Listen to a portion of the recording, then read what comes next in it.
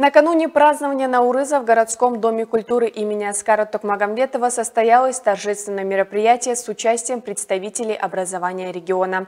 На нем главный педагог области Мейрамбек Шермагамбет поздравил своих коллег с наступающим праздником и вручил педагогам почетные грамоты и благодарственные письма от Управления образования всем тем, кто вносит особый вклад в развитие общеобразовательной сферы.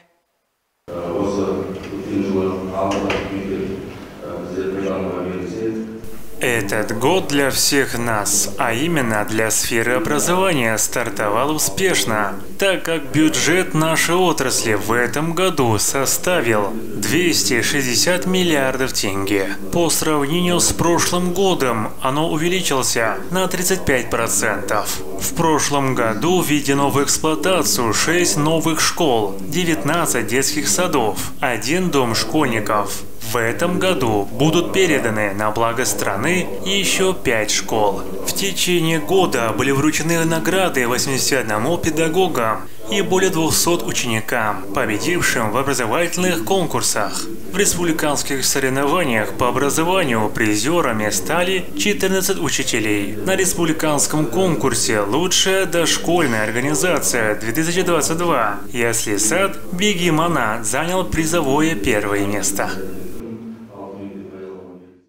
Среди награжденных есть и Бифатима Абдрахманова. Она работает техническим работником в школе-лице номер 101 имени Али Муслимула. Работает в школе со дня ее открытия. Уже 19 лет.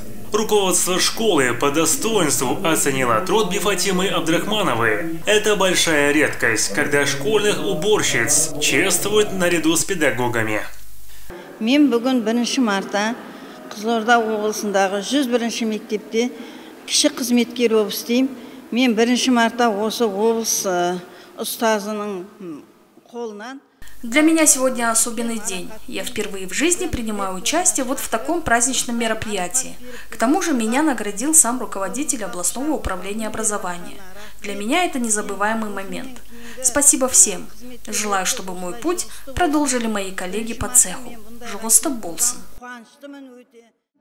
Мейрамбек Шермагамбет выразил огромную признательность директорам общеобразовательных школ региона, а также ряд другим работникам данной сферы. На мероприятии от рук главного педагога получила награду заместитель директора Кызылординского педагогического высшего колледжа имени Маншукмаметовой Гульзира Бахадурова. Гульзира Уалихановна закончила высшее учебное заведение имени Букетова в Караганде. Получив диплом, пошла работать преподавателем казахского языка и литературы в педагогический колледж имени Маншукмаметовой. Больше половины своей жизни отдала к данному учебному заведению. Педагог 25-летним стажем последние 5 лет занимает должность заместителя директора колледжа. Еліміздің жас жеткіншектерін тәрбиелеуде, білім беруде ұстаздарымыз үлкен еңбек сіңіріп келеді деп ойлаймыз.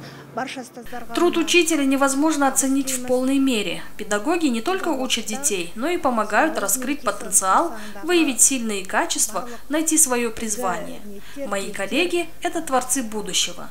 За каждым учителем стоит не одно возвращенное поколение образованных граждан нашего города и страны в целом. Сегодняшнее мои достижения – это не только мой труд, это труд всего моего коллектива. Выражаю им тоже благодарность за плодотворную работу.